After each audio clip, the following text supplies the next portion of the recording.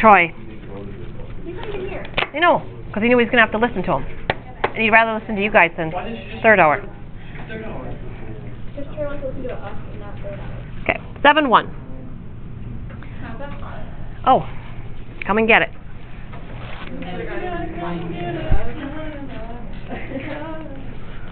I don't know. Dave Trenchard test must have your name on it. Oh, here you go. Thank you. Right there. Okay. All right. This whole chapter is about hypothesis testing. Just like the last chapter was all about confidence intervals, where we did confidence intervals for big samples, small samples, proportions, variance standard deviation. Once we get past 7-1, which is kind of all of the foundation, we're not actually going to do hypothesis testing here. Once we get to 7-2, it's going to be hypothesis testing for big samples, then hypothesis testing small samples, proportions, variance and standard deviation. So it's kind of a parallel chapter to what we just got done doing. So anyway, what's hypothesis testing? Hypothesis testing is when you use sample statistics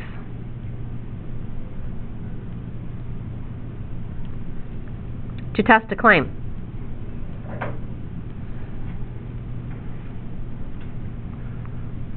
Like a battery manufacturer might say, oh, the mean life of all of our batteries is 500 hours. So you believe them, maybe you don't believe them. How can you determine if that person's telling you the truth? You do a hypothesis test, where you take a sample of their batteries, run some lifespans on it, do some statistics, and then at the end of your statistics you can say, okay, you're telling the truth or you're lying. That's what hypothesis testing is. Somebody makes a claim, you test it to see if they're telling the truth or not. And there's a lot of steps to the process, and that's what we talk about today, all the steps. So the first thing you're going to be doing, kind of going to Roman numeral today because it's a lot of just parts. The first thing you're going to be doing is stating a pair of claims. Or not claims, state a pair of hypotheses.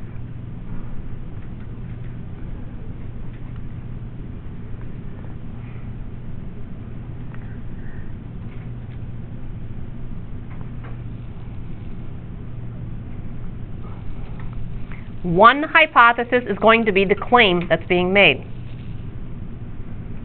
One hypothesis is the claim.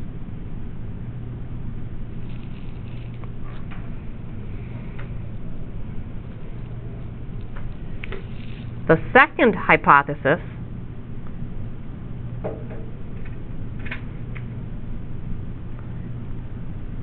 is the opposite of the claim.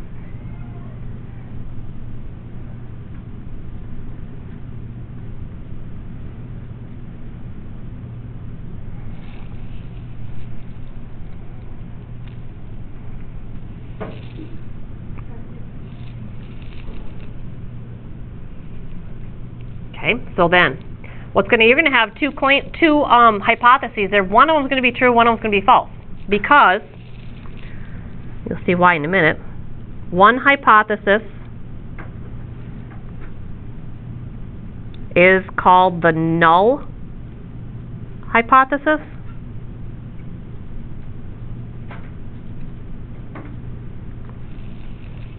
Does anybody know what null means? Elliot? Like non-relevant or something like that? Like Nope. void? You're hearing null and void? In this case, null means, think math, none. It means none. So the abbreviation for this is H sub 0. Okay? So the H sub 0 is called your null, and you'll know the null hypothesis because in it you will either have, it will contain an equal to, a less than or equal to, or a greater than or equal to. So if your hypothesis has one of those three signs in it, it's the null hypothesis.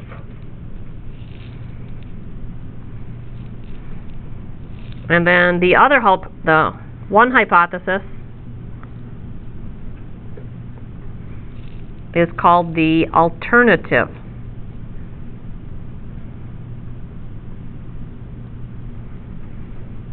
hypothesis.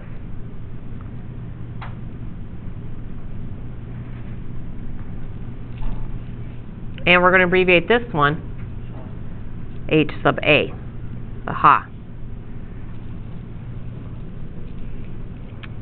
Okay, like I said, they're going to be opposites of each other. So, if the null hypothesis has an equal to, what's the opposite of equal to? Not equal to. What's the opposite of less than or equal to? Greater than. Just greater than. And it's just less than. And then it's just less than. So the null will always have part of an equal to it. Equal, less than or equal, greater than or equal, that's your null. Alright, so what we're going to do now, for our first example, is given the claim, write a pair of hypotheses. So write a pair of hypotheses.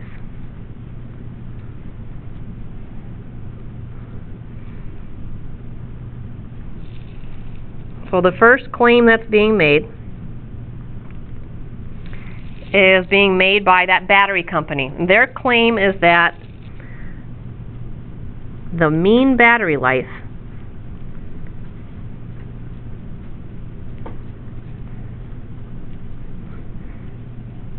is 500 hours.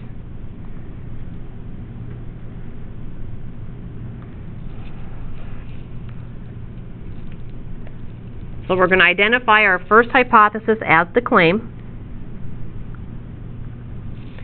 And all of these claims are about population. They're claiming this about all of their batteries. So when they say the mean, what's our symbol for population mean? Mu. So they're claiming that the mu is 500 hours. What math sign do we have for is? Equals 500. So is their claim the null hypothesis or the alternative? Why is it the null? Because it's got the equal to. Equal to goes with the null. So we label that the null. So I said write a pair of hypotheses. So either this is true or the alternative one is true. What's the alternative? Not equal to. Do you agree that one of those two statements has to be true? Yes. Yeah.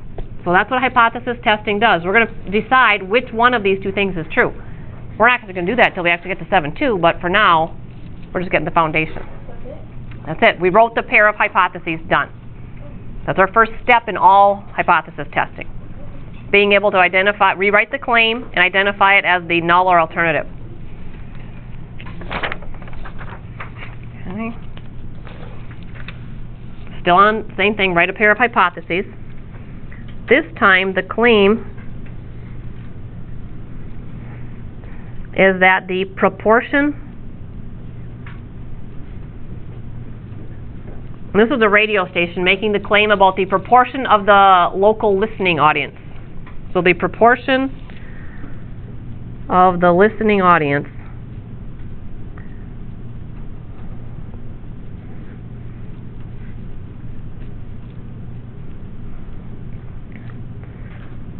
is over 39%.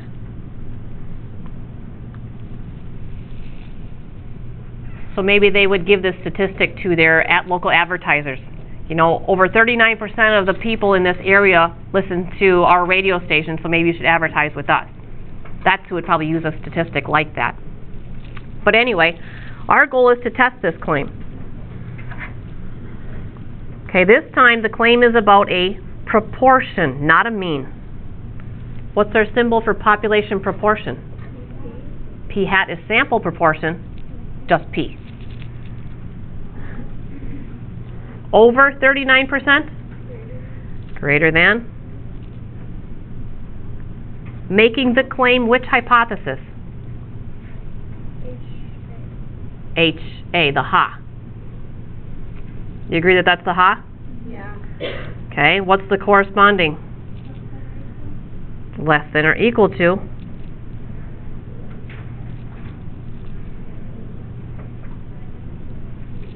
is the null. So More. Basically, what everyone was doing. Well, that's one thing I've done, Elliot. I gotta talk for the whole hour. Think I'm gonna do this for an entire hour? Yeah. No. That'd be nice. I'm not. I'm gonna do one more though. Really. Claim is that the variance of the lifespan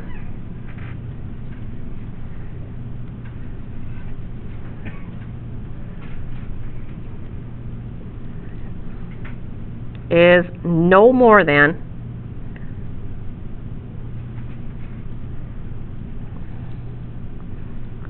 .5 hours squared.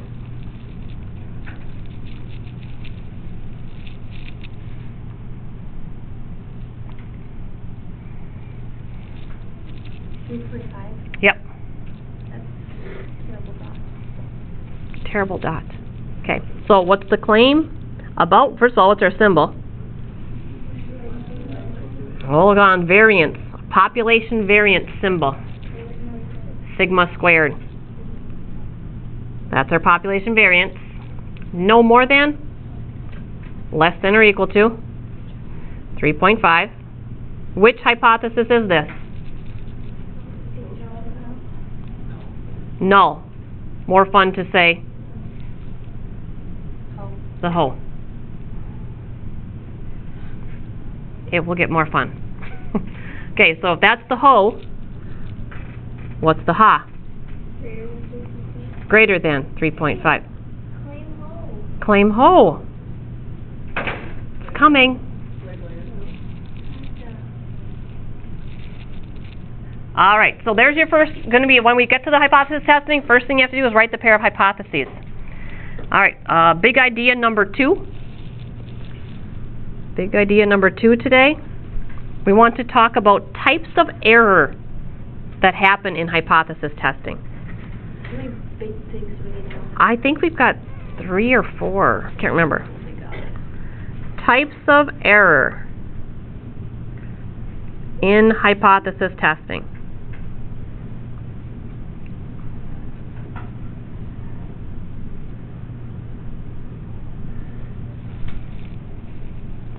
Okay, first off, when you actually start the hypothesis testing, we always test the whole. That's a good idea. I do just like saying that. I do. It makes everybody laugh.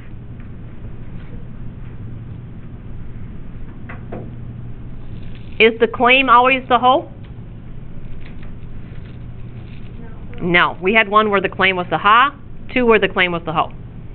So we're not testing the claim. We're always going to test this null hypothesis to see whether that's true or not. So we always test the whole.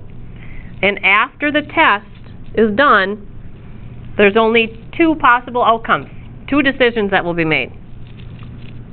2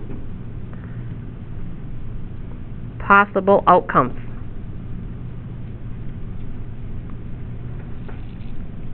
So when you're done with the test, you're going to say one of these 2 things. You're going to say, I reject the whole.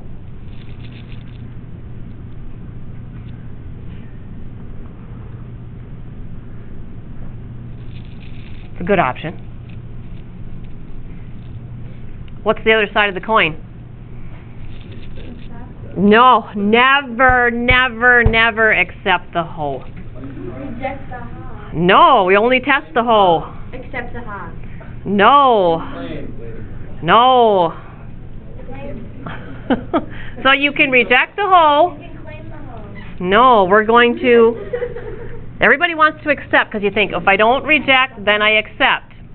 Kind of makes sense, but you fail to reject the whole. It is not the same thing. Fail to reject the whole does not mean accept the whole. All that means is, boy, the whole's still in play. I haven't been able to eliminate the whole. So both hypotheses are still in play. Like, the whole comes, the whole leaves, the whole, like... I So, love the whole if we power. reject the null, it's gone. If I fail to reject the null's still there, but so is the alternative. They're both still in play. Much more fun to say whole page. She's like, I need eggs to the whole, I need milk to the whole. Okay, so the whole big thing here was with the types of error. So when you make your conclusion, reject the null, or fail to reject the null, maybe you made a mistake. Maybe you had a bad sample. Maybe you've made some bad statistical calculations. Who knows? That's when an error happens. And how are you going to know if you made an error? You're never going to know unless somebody repeats the study and says you're wrong. So when that happens, you get one of two types of error. Type 1 error. Yeah, you do. The lily pad. You got it. Type 1 error occurs When Faye leaves. when the null is rejected. Just say ho. Paige doesn't want me to. Funnier. I know it is. When the Maybe whole. stop being a fun sucker. Paige, you're a fun sucker. Paige is a fun hog. I can't take it. I have to sing. Yes. Everybody stops giggling after about a day or two. Type 2 error. I don't even know if I wrote all that. Occurs when the whole is rejected when it was actually true. A type 2 error occurs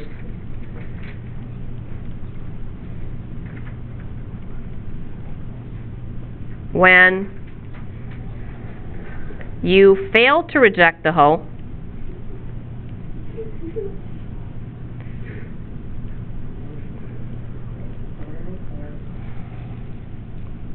when it actually was false.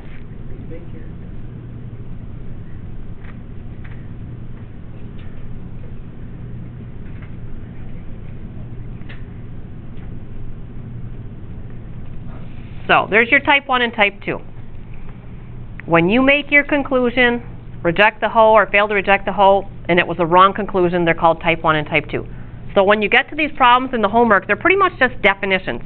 But I'm going to take you through one.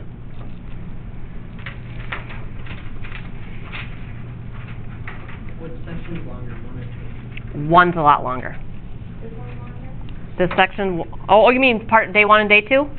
Or were you talking? Well, today, like, what section? We're doing 2 sections today. We're doing, it would have been a 7-1 day 1 and a 7-1 day 2. So it's all of 7-1. Yes. Oh, I get it, 'cause you're not gonna be here tomorrow. Correct. Okay. So then you'll get to Where you gonna be? going down to take softball team. Don't you, Taking the whole team? 2 of them, caravan. You're There we not go. having fun,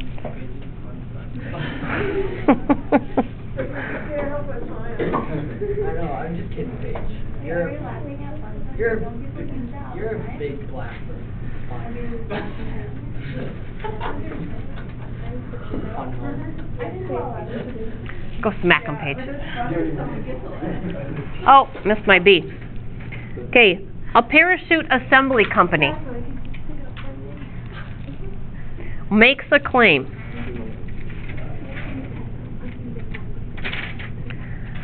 that the main parachute failure rate, What is that, ascending? assembly, Assembly. the main parachute failure rate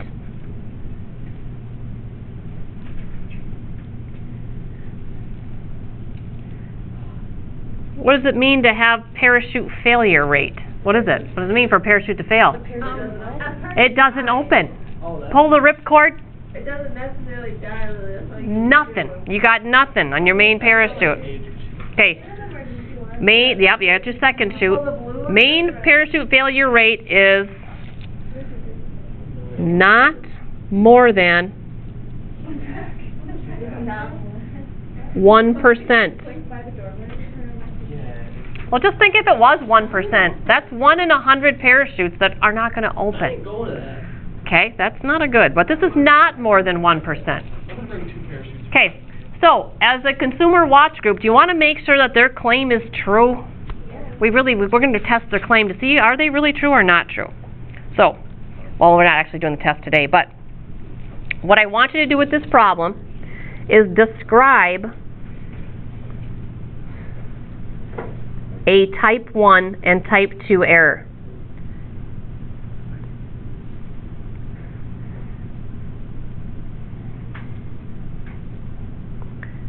So when you get to the homework tomorrow when it says describe a type 1 and type 2 error, it pretty much is just definitions.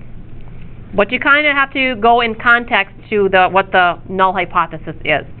So again, it always starts with those pair of hypotheses so that you know which one's the null. So the claim being made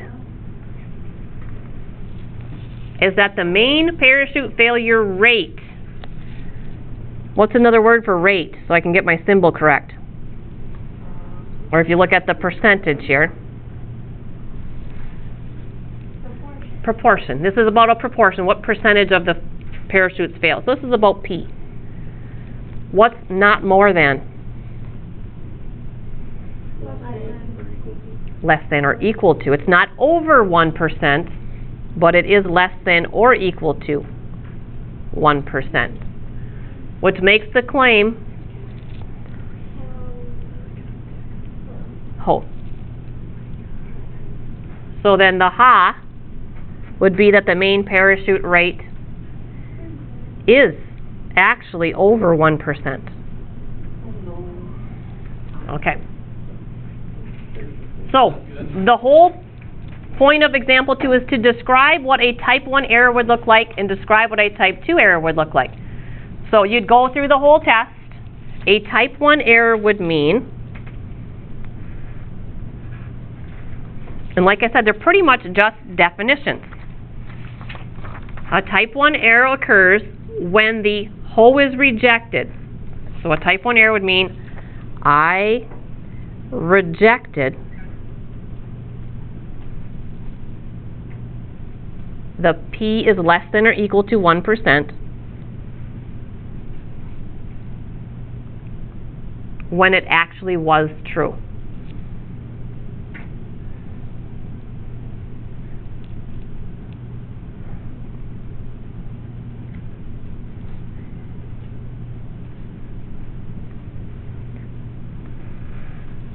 So who did I harm by making this error happen? Did I harm the company or did I harm the public? The company. I said, no, they're lying to you. I'm rejecting this. Why wouldn't it be both, though? But it actually was true. Because it's not hurting the...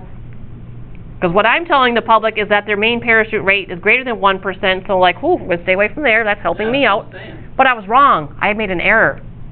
So I hurt the company. All the people stayed away from the company. Because their claim was actually true. Because their claim was actually true. It was smaller than 1%, so that would be the company I'd want to go to with that small failure rate.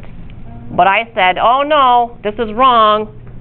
So I harmed the company. I'd probably get sued by the company. I'm just thinking too much of this. Yep. A type 2,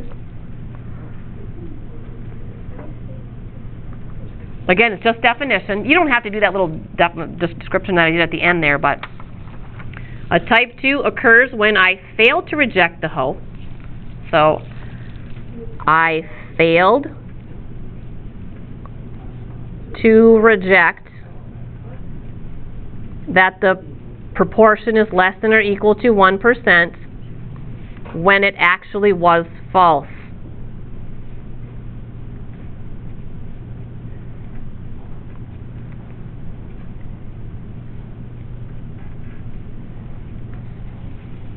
So who did I hurt more on this one, the company or the public? Definitely the public. Okay, so type 1 and type 2 errors, all you've got to do is figure out what the hoe is, and you just kind of plug it into the definitions and you're good to go. Did that. Okay, next big idea, are we on number 3? Is level of significance.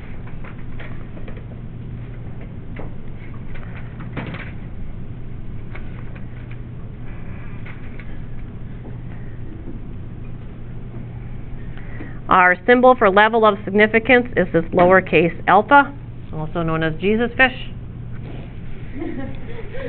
I'm very religious, so That was funny. I take offense to that. What? That is, isn't You it? can drop the JC word every day in English. What? The JC word. Jesus sees, right? Hunter does, and I know.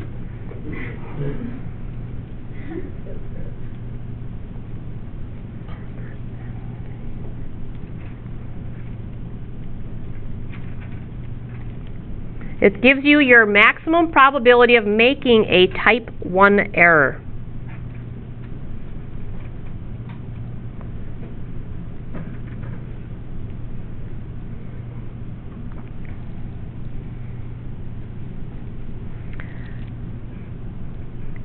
It determines, because on a type 1 error we reject the hoe, it determines the size of the rejection region.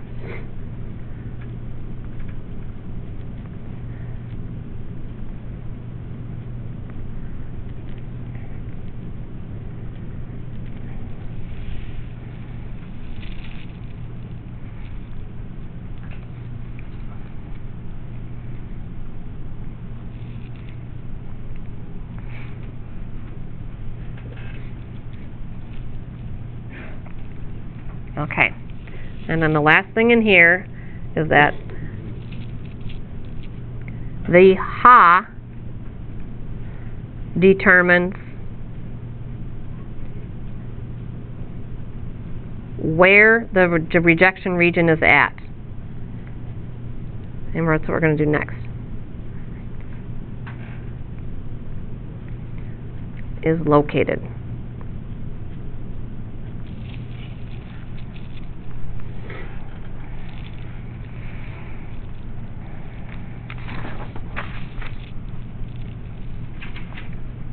Yeah, you guys definitely get through the notes a lot quicker than third hour. Are we good? So continuing on. So we've got 3 different options for the ha. So then we have 3 different rejection regions. So the first one, what signs can be in the ha? There's 3 of them. Not equal. Not equal to? Greater than or equal to. Nope. No, greater than, less than. Greater than and just less than. Let's go with greater than. If the ha has a greater than in it, this is going to be called a right-tailed test. Wait, are these just like key points for the three? Yep, we're still under that, yes. So if your ha has a greater than, we're going to call this a right tail test, which means our rejection region is going to be in the right tail of the normal curve. So you'll have your normal curves. Your rejection region, which we're going to shade in, is going to be in the right tail because of the greater than. So when we go through and do the math, the shaded region is where we are going to reject the hoe, because we always test the hoe. If we land in the white part, we're going to fail to reject the hoe.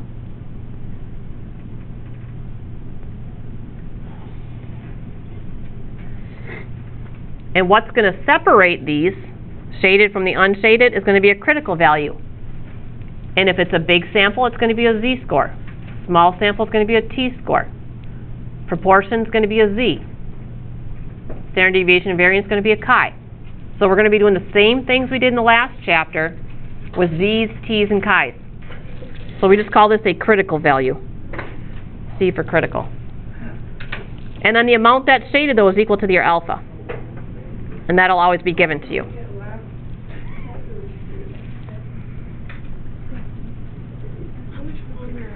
Quite a bit. It's 2 days worth, Paige. Okay, you told me ha could have a less than.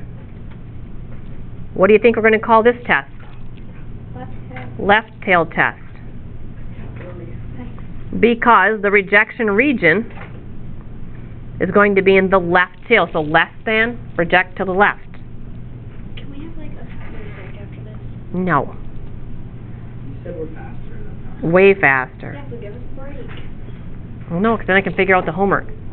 So the size of it will be alpha. It could, and the common ones are 1%, 5%, and 10%, but that doesn't matter. So again, the white part's going to be the fail to reject the hoe, and the shaded is going to be reject the hoe. Never, never accept the hoe.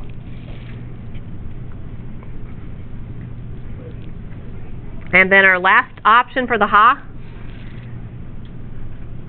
not equal to. So we had left-tailed test, right-tailed test. Any guesses? Middle. Two-tailed. It's too bad. No. You're going to have a little bit of rejection in the left and a little bit in the right.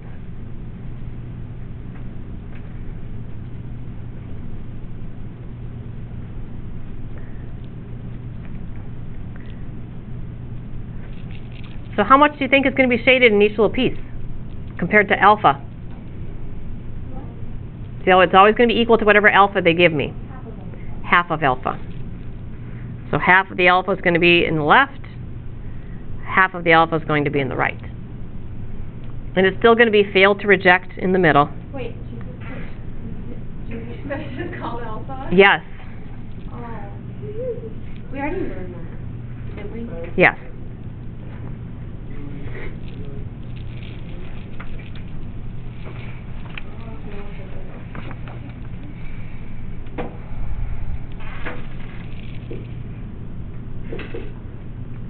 Okay, so number 3, determine what tail test you will do here.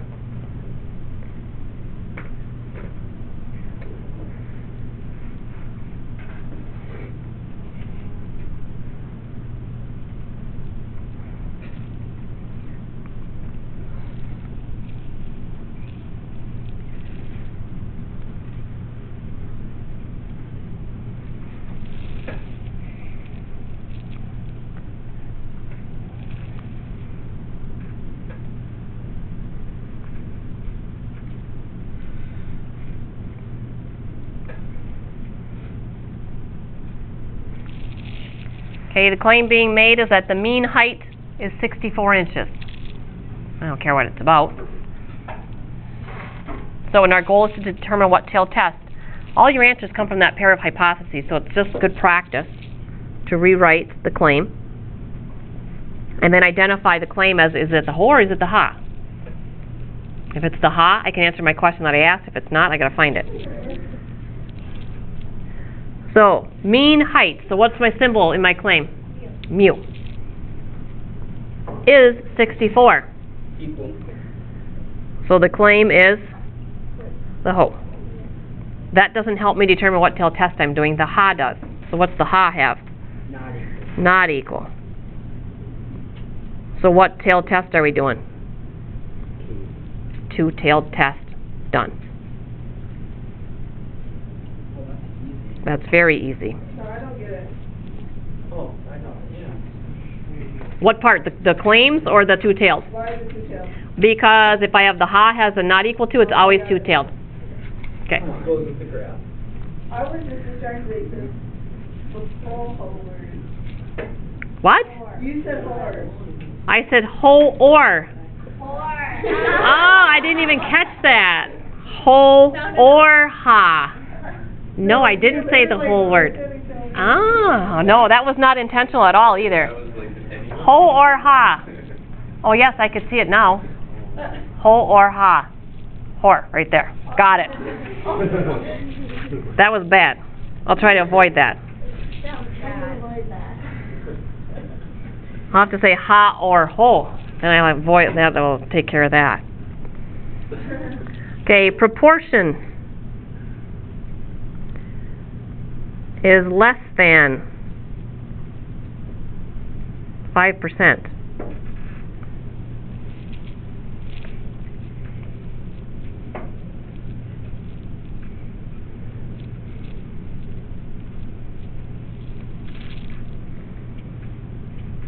Proportion's the symbol.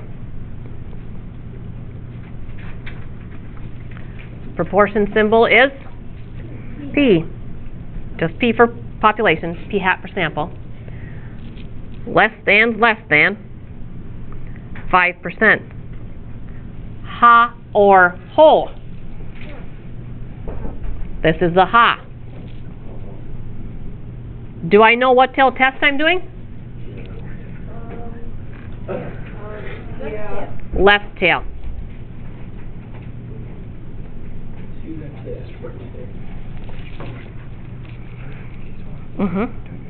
Yeah, you need a book. Yep. Yep. Why didn't you switch it and come to the... Because to answer this question, what tail test, all I needed was the ha, so I could get that question right off the bat because I knew the ha. What tail test is determined, I could write the ho. But when I'm still asking what tail test am I doing, I look at the ha to determine it. Okay, so you look at like the first one then. Well, it's the ha. I have to look at the ha to decide what tail test. Okay. So here, my claim was the ho, so I still had to write the ha. Okay, makes sense. Here it was the ha, so I got it. I know what the ha is, like left tail. Okay, we're at the last big idea. Can you handle it, Paige? No. You got like 5 more minutes in your hand? No. Shake it out. So You can do it, Paige. Stay with me. 15 minutes, do whatever we want. Yep, I'll come up with an assignment here for tomorrow. Tomorrow. But some people aren't going to be here. So,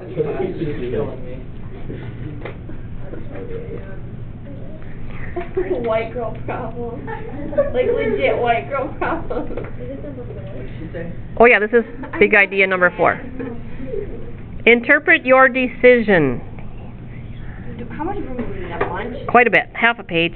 Well, here is where you want to say something about the claim that was being made. Say something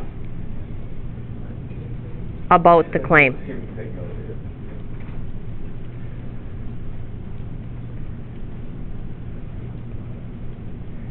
Because remember, we're always testing the whole, and I always make my decision based on the whole, but the claim could be the whole or the ha. So I want to use the last 2 claims that we just had, and I'm going to make a little chart. Okay. So in the last example, one claim was that the mean equaled 64. That was the ho. And then the ha was not equal to 64. Then in the second part B, the claim was that the P is less than 0.05.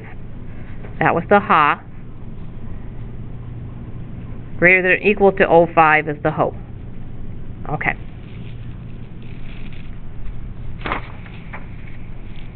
So it's kind of just like a little 2-part flow chart. If the claim starts out as the ho,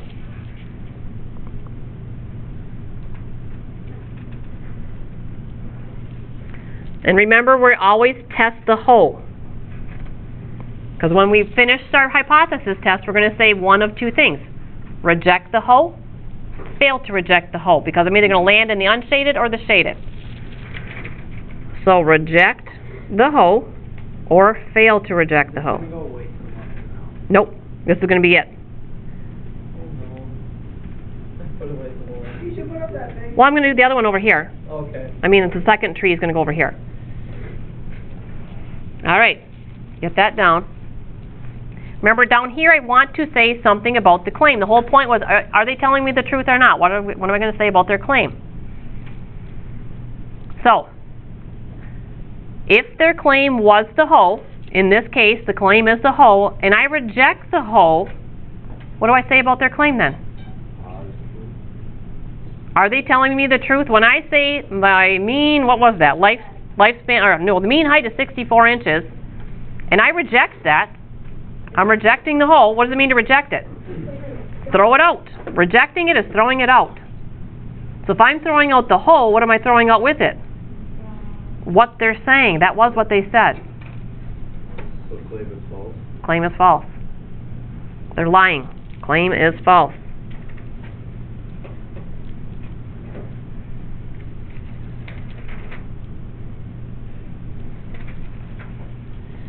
Well, if I fail to reject the whole, that doesn't mean I accept it. Never, never say accept.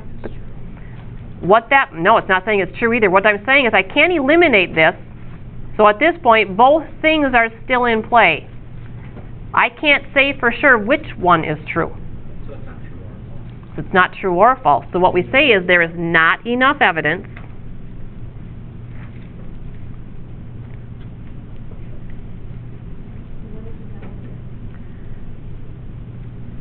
to say the claim is false. No. Like, is.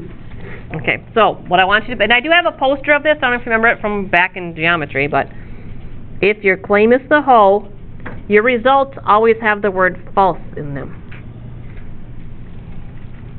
Over here, you're going to see those, our interpretations are going to be different. If the claim is the ha,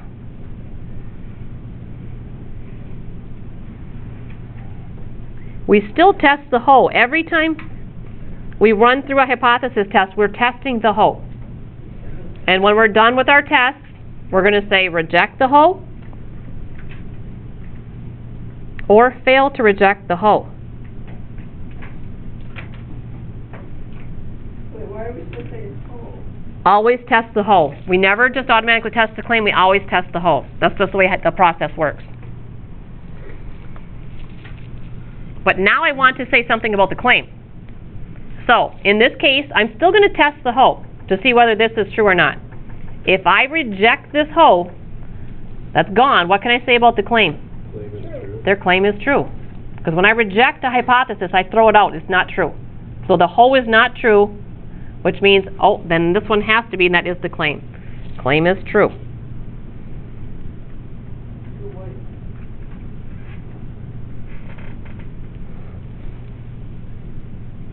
And now if I fail to reject the whole, that means the whole is still in play, the ha is still in play, they're both there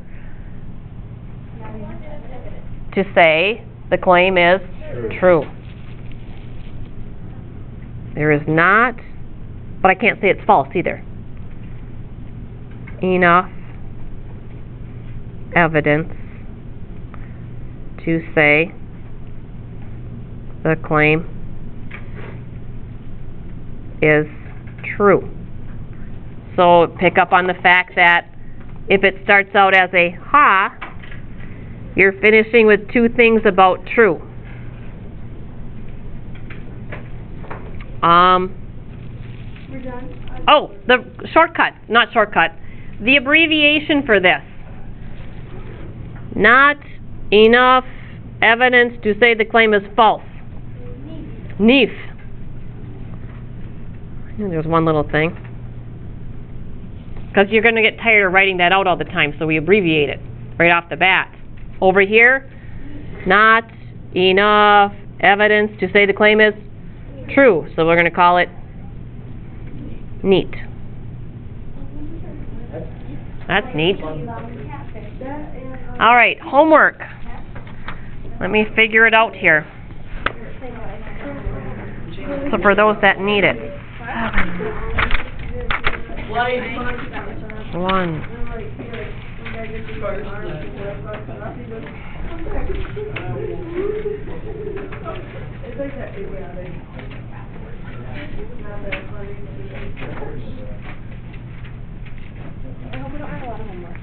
It won't. It's yeah. No, this is for tomorrow because some people aren't here tomorrow either. So if you're not here tomorrow, you can write it down. If you are here tomorrow, you can just wait for whoever's sitting here to give you the assignment. I'm gonna do it tonight. Let's see, interpreting a decision. Oh my god. I'm ready to drink because I'm good.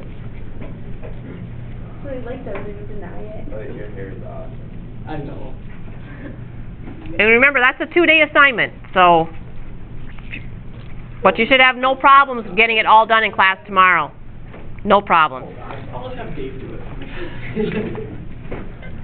Okay.